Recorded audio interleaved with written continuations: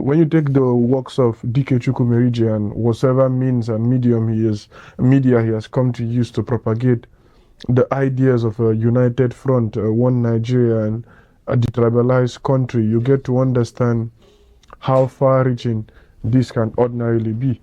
If you take, for instance, his poem Okwesilieze and the magic in that particular realm, in that particular ways of doing things, you'll be blown away by the sheer genius in his ways of thinking, the sheer way in which he ordinarily wants to see to it that the world becomes a better place, that the world continues to function and flourish the way it ordinarily has not come to live up to.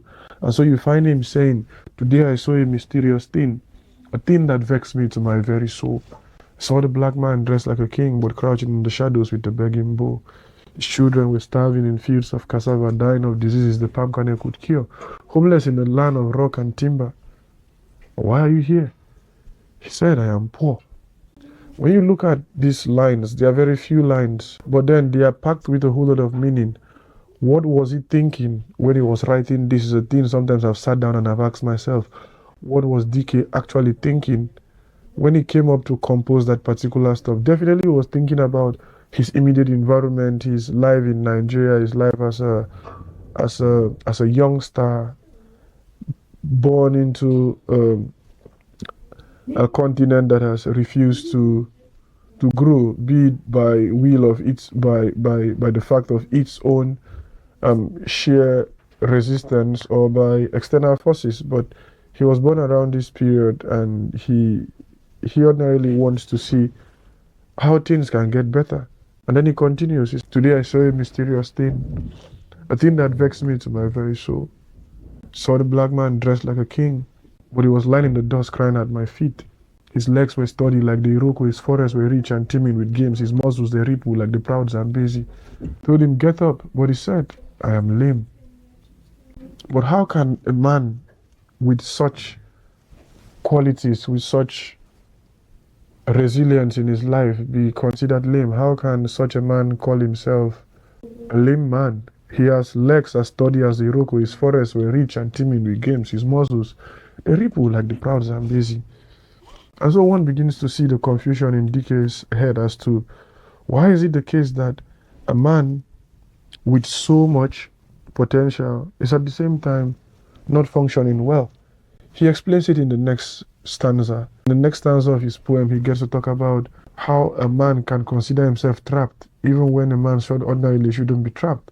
"Today I saw a mysterious thing. Oh, how can I tell such a horrible story? Today I saw a mysterious thing, a wonder so great I cannot tell it. Saw the black man dressed like a king, but he was standing like the lost by the highway.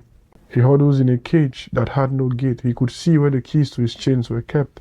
He stood on clamps, but they had no weight. Why are you here?" He said, "I am trapped. Today I saw a mysterious thing. Oh, how can I tell such a horrible story? Saw the black man dressed like a king, but he was sharing a sleeping mat with poverty. His poverty was a fat man with a bulge in his stomach, lying on his back beside a pot full of treasures. This reality was all he seemed to lack, that he could wake up and make his own future." And while this might probably be talking about Dike's current environment, Dike's current continent, one can share in the resilience, in the philosophy, in the ways of thinking of such a work. And so you get to see that it cuts across different edge, it cuts across different places, it cuts across different people, it cuts across different landscape and different realities.